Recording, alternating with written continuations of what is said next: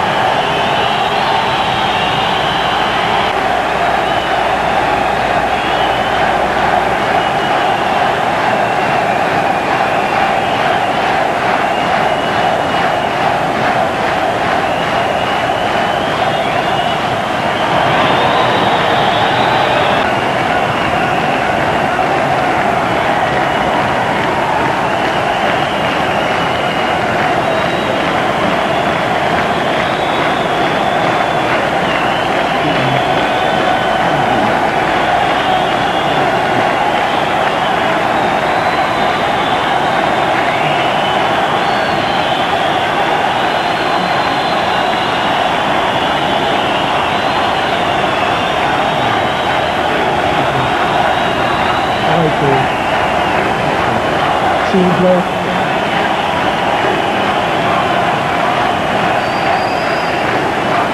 Si.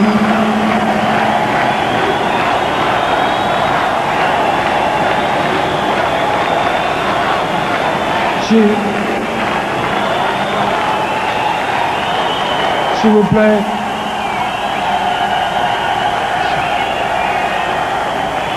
Si. Chers amis, si j'ai bien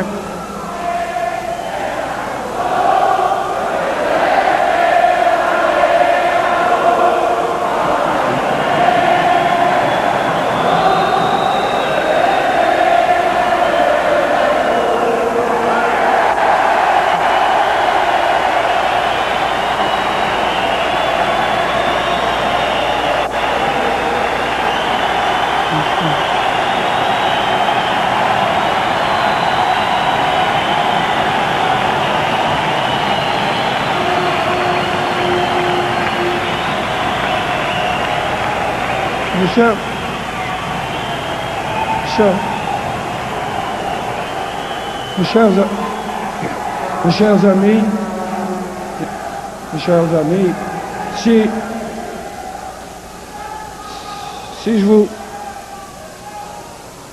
je vous ai bien compris, vous êtes en train de dire à la prochaine fois.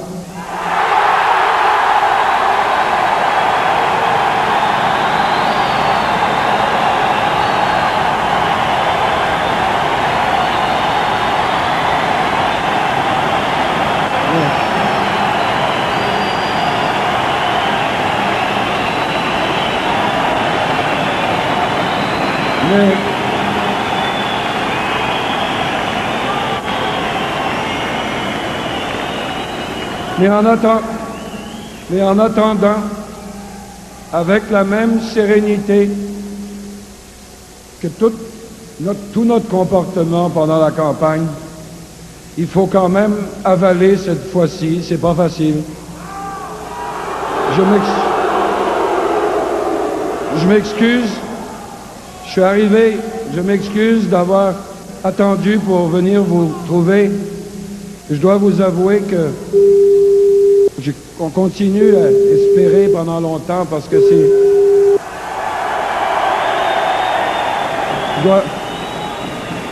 Je dois vous dire que c'est dur, ça fait mal plus profondément que n'importe quelle défaite électorale. Et je sais de quoi je parle.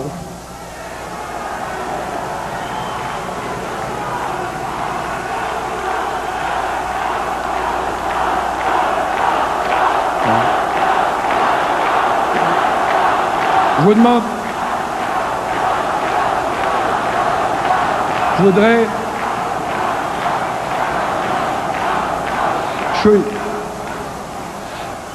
je dois vous demander d'écouter un tout petit peu ce que je crois qu'on doit se dire à la fin de la campagne. Il est clair, admettons-le, que la balle vient d'être envoyée dans le camp fédéraliste.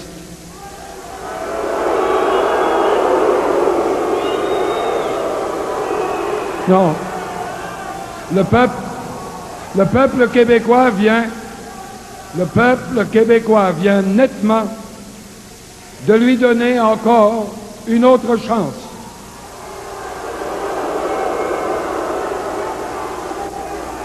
Il appartiendra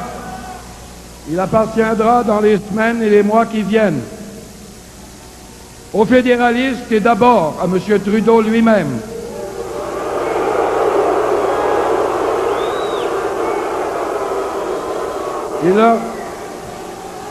il leur appartiendra de mettre un contenu dans les promesses qu'ils ont multipliées depuis 35 jours. Ils ont tous proclamé que si le non l'emportait, le statu quo était mort et enterré,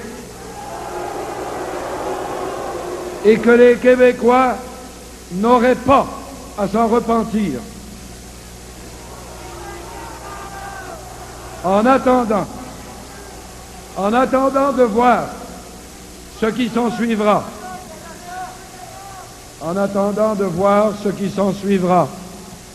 cette victoire du non, même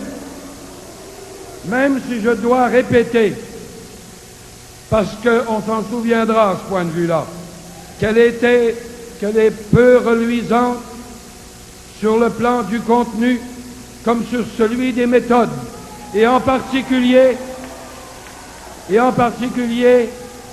cette campagne scandaleusement immorale du fédéral lui-même.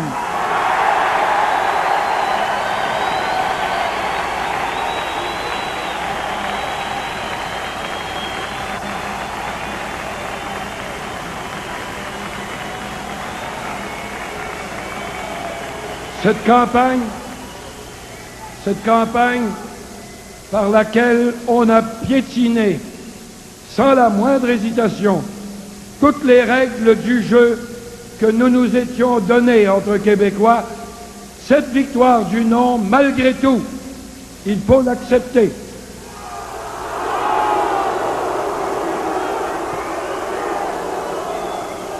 Mais aussi, au nom de l'immense majorité des générations montantes et de la force de l'âge aussi du Québec d'aujourd'hui.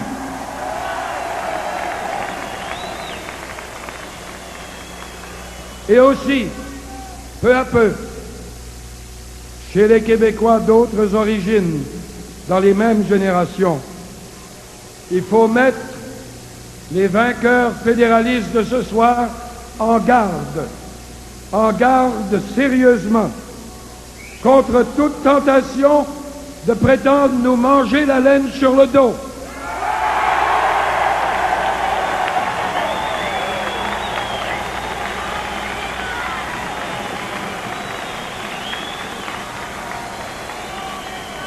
Et de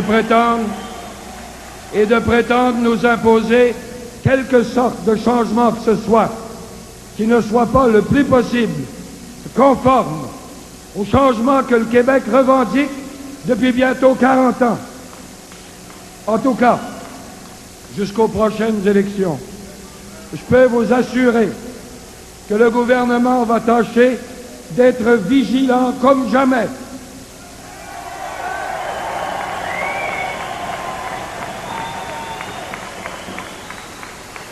pour qu'au moins tous les droits actuels du Québec soient respectés et que tout changement ne prétende pas empiéter d'aucune façon sur cette marge d'autonomie que le Québec de peine et de misère a réussi à s'assurer.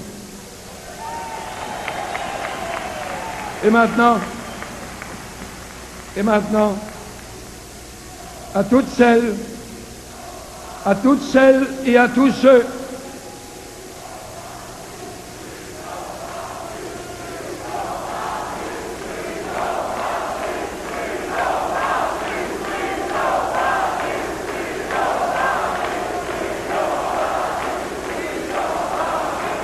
Et maintenant,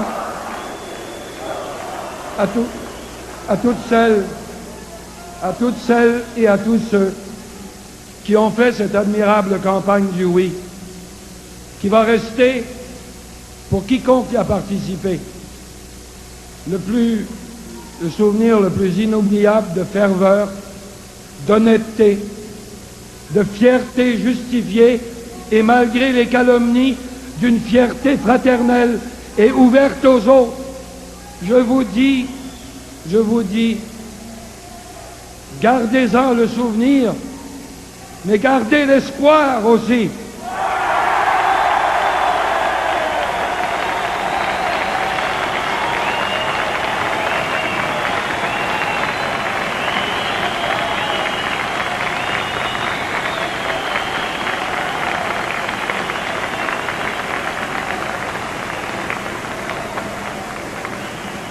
Acceptons le résultat puisqu'il le faut, mais lâchons pas et ne perdons jamais de vue un objectif aussi légitime, aussi universellement reconnu entre les peuples et les nations que l'égalité politique. Ça viendra aujourd'hui.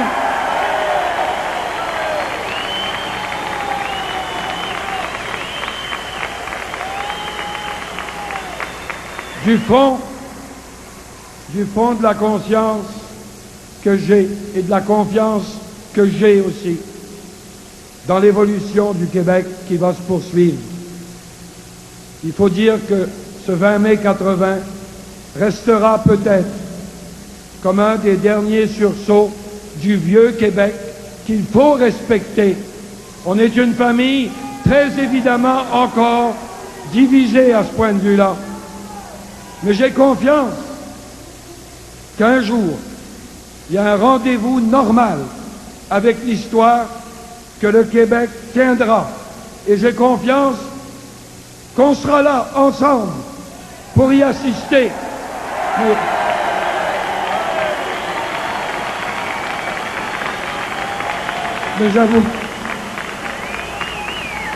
Mais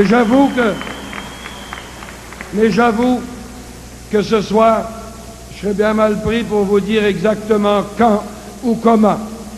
La seule chose que je voudrais ajouter, c'est ceci. Avec la même fondamentale confiance en nous et tenant compte du fait que demain, il faut continuer à vivre ensemble et qu'il y a très évidemment de grosses divisions entre nous, est-ce qu'on pourrait terminer un peu cette soirée en chantant pour tout le monde ce qui reste la plus belle chanson québécoise, à tous, sans exception, à tous les gens de chez nous. Si quelqu'un voulait l'entonner, moi, les gens du pays, moi je ne suis pas tout à fait en voix, là. Gens du pays. Allez, c'est votre tour.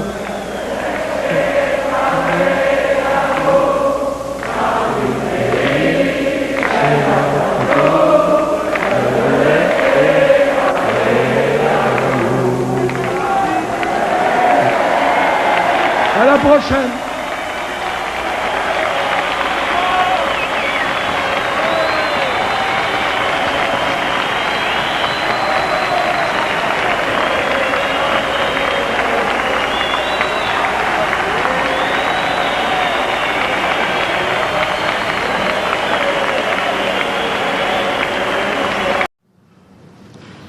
Je dois dire que je regrette profondément que le Québec se retrouve aujourd'hui dans une position qui est devenue en quelque sorte une des traditions fondamentales du régime fédéral canadien tel qu'il fonctionne. Le Québec se retrouve tout seul. Ce sera au peuple québécois et à lui seul d'en tirer la conclusion. Je suis arrivé ici lundi avec un mandat voté à l'unanimité des partis, un mandat de l'Assemblée nationale du Québec, qui demandait au gouvernement fédéral et qui demandait évidemment aussi à nos collègues autour de la table, mais d'abord au gouvernement qui a été l'auteur du projet qui est devant la Chambre des communes. Ça lui demandait, cette résolution, de renoncer au caractère unilatéral de la démarche et surtout à renoncer à imposer de cette façon quelque atteinte que ce soit aux droits et au pouvoir de l'Assemblée nationale du Québec sans son consentement, parce que derrière l'Assemblée nationale du Québec, la source du pouvoir sont les citoyens du Québec. Je m'étais permis d'insister aussi sur le fait que le premier ministre fédéral et son gouvernement agissaient ainsi sans aucun mandat explicite, sans aucun mandat d'aucune sorte des citoyens, non seulement du Québec, mais du reste du Canada. Et à ce point de vue, d'ailleurs, l'apparente offre de compromis spectaculaire d'hier matin, c'est-à-dire l'offre référendaire, nous a paru intéressante, parce que sur le fond, justement, c'était possiblement une façon démocratique de sortir de l'impasse, de donner à tous les citoyens qui sont la seule source du pouvoir, et personne autour de cette table n'a de pouvoir équivalent, de donner à la population l'occasion de se prononcer. Et c'était en même temps la seule proposition fédérale qui puisse respecter le mandat que nous avions reçu de l'Assemblée nationale du Québec. Dès hier après-midi, le premier ministre fédéral s'est en quelque sorte employé à détruire lui-même cette offre à mesure qu'il la précisait. Pourtant, si M. Trudeau était sérieux, s'il était sincère et sans détour à ce moment-là, il pourrait renoncer à nous imposer ce projet à nous du Québec d'une façon qui, pour nous du Québec, demeure toujours unilatérale. Il pourrait, dans cette perspective, tenir son fameux référendum. Rien ne l'empêche de le faire. Il n'a besoin de l'accord d'aucun d'entre nous autour de cette table. En tout cas, sans ça, pour notre part, nous devrons constater que M. Trudeau a choisi délibérément, pour obtenir l'adhésion du Canada anglais, une démarche qui a pour effet d'imposer de force au Québec une diminution de ses pouvoirs et de ses droits sans son consentement, alors que tous les partis représentés à l'Assemblée nationale ont déjà à l'unanimité rejeté cette formule. À propos de la formule d'amendement qui est là devant nous, signée par les 10 autres gouvernements, il n'y a plus, à toutes fins utiles, ce qui, depuis 114 ans, depuis le début de la Confédération, a représenté la garantie essentielle de la protection des droits et des pouvoirs du Québec, c'est-à-dire une forme valable et non pas une forme punitive de droit de veto. En ce qui concerne la mobilité, qui est la traduction constitutionnelle de l'effort que faisait le gouvernement fédéral l'an dernier pendant toutes les négociations pour imposer des pouvoirs centralisateurs sur l'économie. En ce qui concerne la mobilité, la formule qui est là devant nous risque toujours d'écorcher nos compétences législatives dans ce domaine dont le peuple québécois, autant que quiconque, a besoin. Et finalement, en ce qui concerne notre compétence exclusive en éducation, on nous a laissé le droit de ne pas nous le faire imposer, mais en enlevant 4 lignes dans le projet qui a été proposé ce matin à la conférence à huis clos, on introduit un élément de chantage permanent sur le Québec en ce qui concerne la renonciation éventuelle de sa compétence exclusive et de son droit exclusif de décider ce qu'il fait dans le domaine de sa culture, de son identité et à la source de tout ça dans le domaine de l'accès à ses écoles. J'ai bien entendu tout à l'heure les intentions de bonne volonté à ce point de vue du premier ministre fédéral. On pourrait prendre le temps de trouver des meilleures formules, on pourrait peut-être ajuster ceci ou ça. Je vous donne ma parole ou quelque chose du genre que je vais m'y employer. Seulement, au cas où on ne le saurait pas, à moins que ça ait changé, l'avis a été donné ce matin vers 11 heures que la Chambre des communes ouvre le débat soi-disant final sur cette résolution dès demain matin. Et je vois pas très bien, après les 4 jours que nous venons de passer ici, comment concrètement pourrait se réaliser, je m'excuse, Monsieur le Premier ministre fédéral, je vous ai pas interrompu un seul instant. Pas demain? Quand? Enfin, c'est ce que vous avez dit hier. Non, non. Hier, quand il n'y avait pas d'entente. Ah bon, hier c'était ça, aujourd'hui Il n'y avait c'est pas autre chose. d'entente hier. D'accord. Il y en a une ce matin. D'accord, on verra.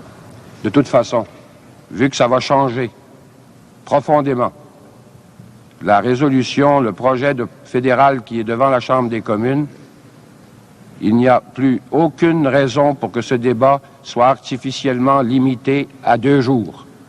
Et je fais appel, en particulier aux Québécois, je fais appel aux Québécois dans les 2 chambres fédérales, de quelque parti qu'ils soient, de ne pas expédier manu militari en 2 jours un projet qui a été chambardé comme ça et qui continue de brimer profondément les droits du Québec. Pourtant, nous sommes venus ici pour négocier de bonne foi. On n'a pas hésité à participer à des offres de compromis, à partir desquelles il nous paraissait possible, jusqu'à la dernière minute de la journée d'hier, d'arriver à des consensus qui pourraient satisfaire tout le monde, y compris nous du Québec. Voici jusqu'où nous sommes allés très rapidement dans les grandes lignes. J'ai d'abord posé la question évidente qui découlait de la motion de l'Assemblée nationale au Premier ministre. Est-ce que vous êtes prêt à renoncer à l'unilatéralisme et de toute façon à renoncer à enlever quelques pouvoirs que ce soit et quelques droits que ce soit au Québec sans son consentement? La réponse est devant nous dans un accord des 10 autres gouvernements. Cette réponse, c'est non. J'ai demandé ensuite si l'accord qui avait été conclu entre 8 provinces depuis le mois d'avril 81 ne serait pas une façon honorable d'en sortir, c'est-à-dire ce fameux rapatriement qui est devenu une obsession symbolique, et aussi une formule d'amendement qui respecterait en pratique le droit de veto du Québec, sans rien changer à ses droits et à ses pouvoirs reconnus depuis 114 ans. Et tout le reste attendant une nouvelle négociation. La réponse est devant nous, c'est non. Nous avons ensuite participé avec les mêmes 7 autres provinces, à 8, à la mise au point d'un nouveau compromis, incluant cette fois une partie substantielle du projet de charte, mais une partie de cette charte qui ne pouvait brimer d'aucune façon, à notre avis, nos droits et nos pouvoirs québécois. Ça a été présenté au Premier ministre fédéral, comme on le sait, ce compromis. La réponse, on la connaît, ça a été non. Puis, le Premier ministre fédéral lui-même, je l'ai évoqué dans une démarche surprenante et qui paraissait prometteuse au départ, a prétendu ouvrir sur une solution référendaire. Mais il y a attaché lui-même de telles conditions que c'est devenu en réalité un pur ballon fabriqué pour être dégonflé.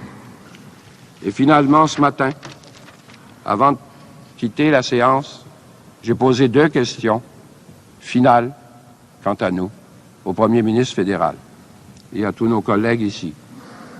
Et ces questions étaient celles-ci. Premièrement, vous avez proposé hier qu'à défaut de consensus, ce projet fédéral n'entre pas en vigueur, ni quant à la formule d'amendement, ni quant à la charte des droits, puisque ce que vous avez, sans l'appui de la majorité du peuple québécois, parce que dans votre formule référendaire que vous proposiez hier, il s'agissait d'un référendum dans le cadre qui a toujours été la tradition au Canada, c'est-à-dire sur la base des 4 grandes régions dont le Québec en constitue une à lui seul. Aujourd'hui, c'est bien sûr, vous avez l'accord, Monsieur le Premier ministre fédéral, des autres provinces sur un projet d'entente, mais vous n'avez pas l'accord du Québec. Vous n'avez pas donc le consensus du tout, au sens où ça vous paraissait nécessaire dans la perspective référendaire que vous avez vous-même définie. Est-ce que vous seriez prêt à vous engager à ne pas imposer ce projet avant qu'il ait été soumis au peuple du Québec et que ce peuple ait accepté majoritairement? La réponse a été non. Bien sûr, on garde, nous, le droit de consulter le peuple du Québec. Finalement, pour arriver à un dernier point, et c'est ma dernière question et la dernière contribution qu'on a faite à cette négociation, j'ai demandé ceci. Vous-même, Monsieur le Premier ministre fédéral, et plusieurs de nos collègues, d'une façon bien sentie, éloquente même, et qui nous a paru sincère en cours de route, vous avez reconnu que depuis 114 ans, pour des raisons qui constituent toute la dualité canadienne, vous avez reconnu que le Québec devait avoir cette garantie fondamentale que représentait son droit de veto en ce qui concerne ses droits et ses pouvoirs qui sont déjà dans la Constitution actuelle. Il était entendu entre 8 provinces, dans un accord signé, que ce droit de veto pouvait raisonnablement être maintenu. Nous l'avons accepté, même si nous avons été critiqués comme gouvernement. Pouvait raisonnablement être maintenu à condition que si on décidait de l'exercer, ce droit, il y aurait une compensation financière, qu'on ne soit pas pénalisé pour avoir exercé un droit de veto. Maintenant, cet accord est émasculé complètement. 10 gouvernements viennent de signer une entente qui comporte pour le Québec un droit d'opting out, comme on dit en anglais, un droit d'option en ce qui concerne tout changement à ses droits et ses pouvoirs, mais nous serons pénalisés financièrement à chaque fois si c'est la volonté du gouvernement fédéral. On a même, heureusement ou malheureusement, eu la pudeur d'enlever 3 lignes dans le texte initial du projet qui a été signé, 3 lignes qui soulignaient les conséquences de cette émasculation de l'accord des 8 provinces. This change would mean that a province opting out would have to bear the financial consequences of its act. Ce changement, c'est-à-dire l'abolition de toute compensation financière en cas d'exercice du droit de veto, ce changement signifierait qu'une province qui exercerait ce droit devrait en porter les conséquences financières. Il est évident, à partir de là, que même si elles ont été enlevées, ces 3 lignes représentaient bien, définissaient bien clairement l'esprit et les conséquences de votre projet commun maintenant. En terminant, je voudrais remercier pour le temps où nous avons été ensemble et où j'ai eu l'impression que c'était une collaboration qui pouvait même acquérir un certain caractère permanent. Pour ce temps où nous avons été ensemble, je voudrais remercier mes collègues des 7 autres provinces de la collaboration que nous avons réussi à maintenir pendant au-delà d'1 an. Mais les bonnes choses, semble-t-il, ont toujours une fin. Aujourd'hui, le Québec revient à sa position traditionnelle, hélas. C'est pas nous qui l'avons cherché. Ça finit avec nous qui sommes seuls dans notre coin. Tout ça, c'est plutôt triste. Je pense pas que ce soit triste seulement pour le Québec, peut-être plus encore pour le Canada. Ça signifie encore un autre durcissement du régime en ce qui nous concerne. Le carcan qu'il représente, parce qu'il ne faut pas oublier les positions traditionnelles, non seulement du Québec, mais depuis quelques années des autres provinces aussi. Le carcan que représente tel qu'il est devenu le régime fédéral actuel, on prétend à notre endroit le resserrer encore en réduisant des pouvoirs et des garanties qui étaient déjà terriblement insuffisantes. Il n'est absolument pas question, pour un gouvernement québécois qui se respecte, d'accepter une pareille évolution. Jamais le gouvernement actuel du Québec, ni votre serviteur, ne capituleront là-dessus. Jamais nous n'accepterons qu'on nous enlève quelque pouvoir que ce soit, et surtout des pouvoirs à la fois traditionnels et fondamentaux, sans notre consentement. Et je répète que nous prendrons tous les moyens qui nous restent pour empêcher que ça se produise. Bourassa n'a pas la mine particulièrement réjouie, malgré l'encouragement et l'ovation de ses députés.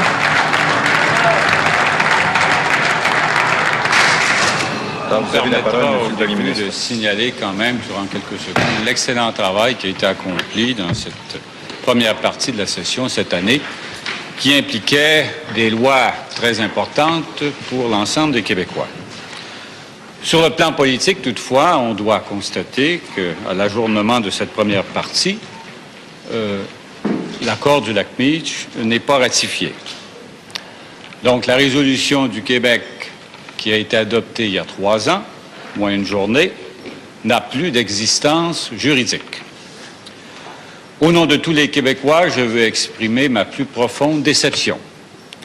Déception qui s'explique, Monsieur le Président, par tous les efforts qui ont été faits par différents gouvernements depuis une dizaine d'années. Il y a 10 ans, à la suite du référendum du 20 mai 1980, le gouvernement du Québec, de ce temps, dirigé par M. Lévesque, avait fait plusieurs efforts pour réintégrer le Québec dans la Constitution canadienne. Il avait fait preuve, si je réfère à une expression utilisée par le chef de l'opposition cet après-midi, d'une grande flexibilité, mais avec un résultat évidemment décevant, puisque le Québec avait été exclu de la Constitution canadienne. En 1985, nous avons proposé au Canada anglais des conditions qui ont été jugées par tous comme étant modérées et raisonnables. À 3 reprises, nous nous sommes entendus sur l'ensemble de ces conditions. Et je veux à cet égard, Monsieur le Président, remercier tous mes collègues qui ont appuyé le Québec. Et je signale encore le travail particulier qui a été fait par le Premier ministre de l'Ontario, M. Peterson. Le 9 juin dernier, Monsieur le Président, nous avons une nouvelle fois signé une entente. Tous les premiers ministres se sont engagés à tout mettre en œuvre pour faire adopter la résolution avant le 23 juin. On doit constater que 2 provinces ne l'ont pas fait et n'ont pas l'intention de le faire. En 87, il y avait eu une entente. À la suite de 3 changements de gouvernement, la signature qui avait été donnée par les provinces n'a pas été respectée. Cette fois encore, en 90, 2 provinces qui s'étaient engagées à tout faire pour faire adopter la résolution n'ont pas respecté leur engagement. Jusqu'à 1985, on disait « What does Quebec want ?» Nous avons exprimé clairement les demandes du Québec. Et toute l'équipe du gouvernement, et je veux rendre hommage au ministre responsable, député de Jean Talon, qui a fait un travail extraordinaire dans la réalisation de ce dossier et avec toute son équipe. Toute l'équipe.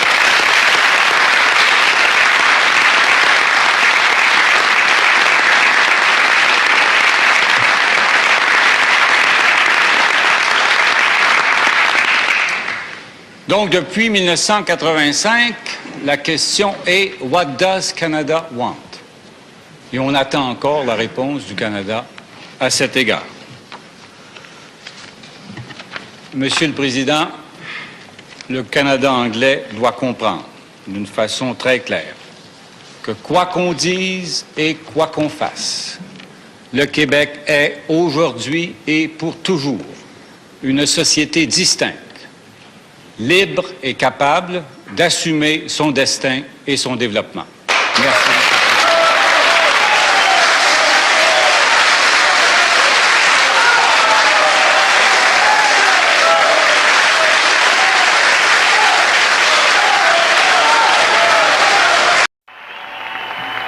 Mes amis, c'est raté, mais pas de beaucoup. Non. Puis c'est réussi. C'est réussi sur un plan. On est... Hey, si vous voulez, là, on va cesser de parler des francophones du Québec, voulez-vous? On va parler de nous, à 60%, on a voté pour.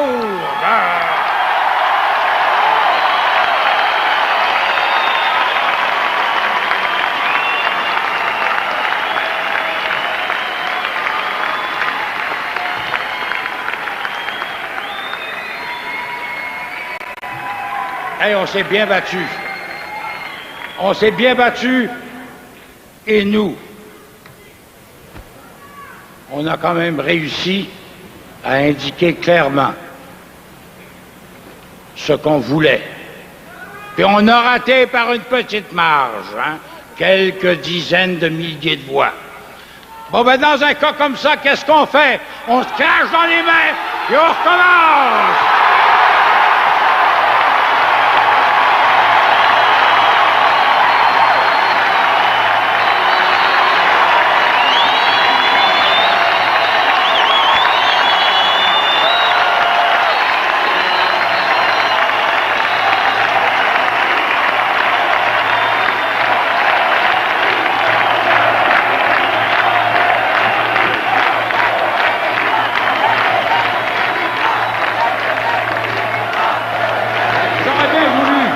J'aurais bien voulu que ça passe. J'aurais tellement voulu, comme vous tous, que ça passe. Hein? On était si proche du pays. Bon, ben c'est retardé un peu. Pas longtemps. Pas longtemps.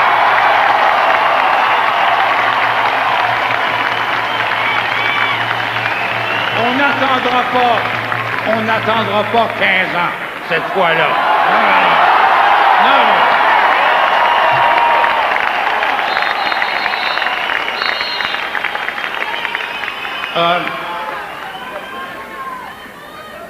C'est quand même beau ce qui s'est passé.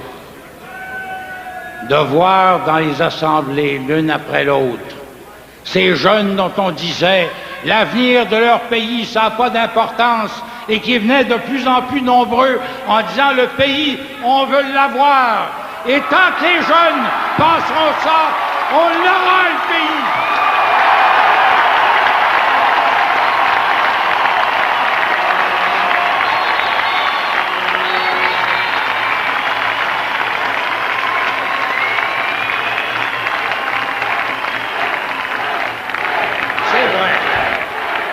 C'est vrai.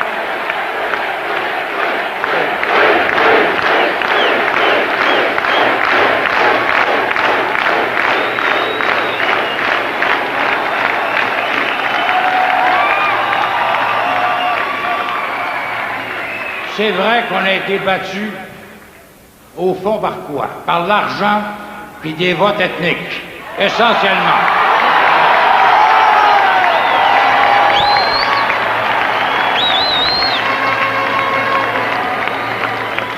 Alors, ça veut dire que la prochaine fois, au lieu d'être 60 ou 61% à voter oui, on sera 63 ou 64, et ça s'ira. C'est tout.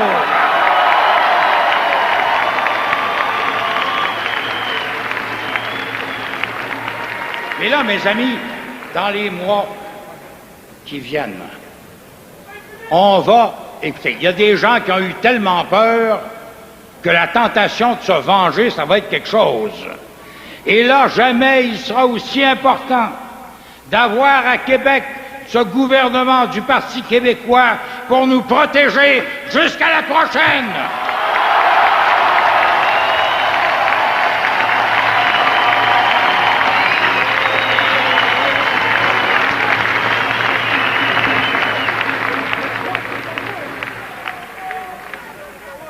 L'indépendance du Québec reste le ciment entre nous. Nous voulons un pays et nous l'aurons.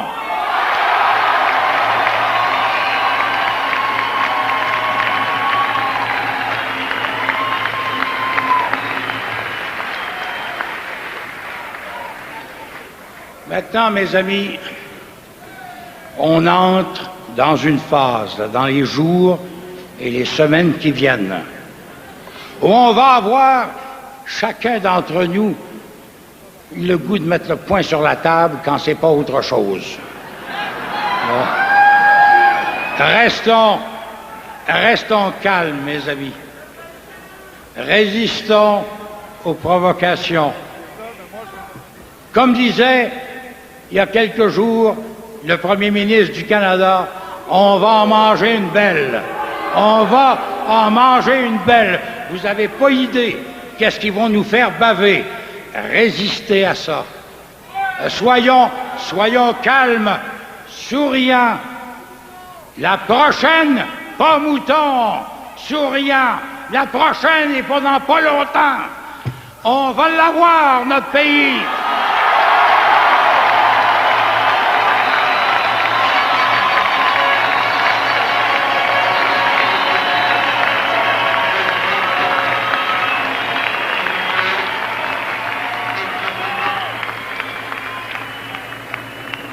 Là, j'ai pas l'ombre d'un doute quant à vous, les plus jeunes. Une immense majorité, vous avez voté pour le pays. Mais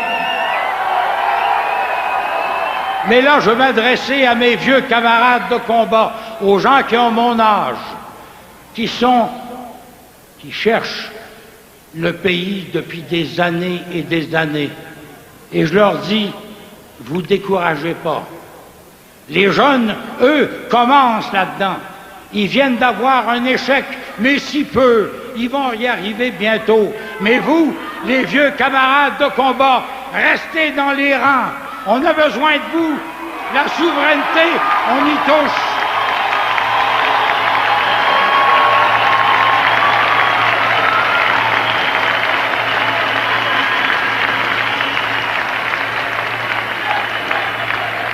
Le Québec au Québec.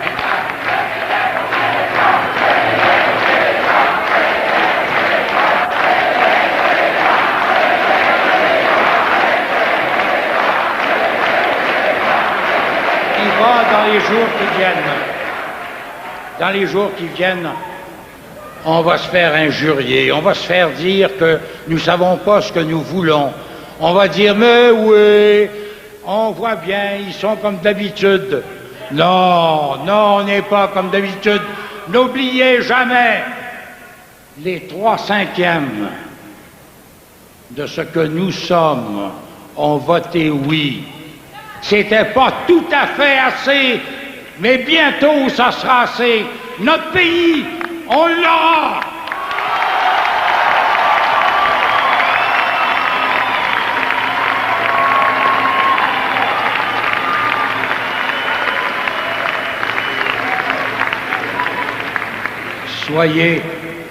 Soyez calmes, soyez souriants, même si c'est pas facile. Et dites-vous que c'est de cette solidarité qui de plus en plus s'étend entre nous, année après année, entre les générations, entre les gens aussi bien de droite que de gauche, entre les syndicalistes et ces PME qui, à toute fin pratique, nous font vivre. C'est entre nous, les artistes et les étudiants, les syndicalistes et les patrons, les chômeurs et ceux qui travaillent. C'est entre nous que nous allons d'abord, dans l'immédiat, ici au moins au Québec, ne pas sacrifier au mouvement vers la droite qu'on voit envahir le reste du Canada. On ne sacrifiera jamais à ça. Nous allons démontrer qu'on est capable, encore à défaut d'un pays, de monter une société française qui a le cœur à l'ouvrage et le cœur accroché à la bonne place jusqu'à ce que enfin on prenne notre revanche et qu'on se donne un pays à nous. Merci, mes amis, d'être ici ce soir. Vive l'espoir! Vive le Québec!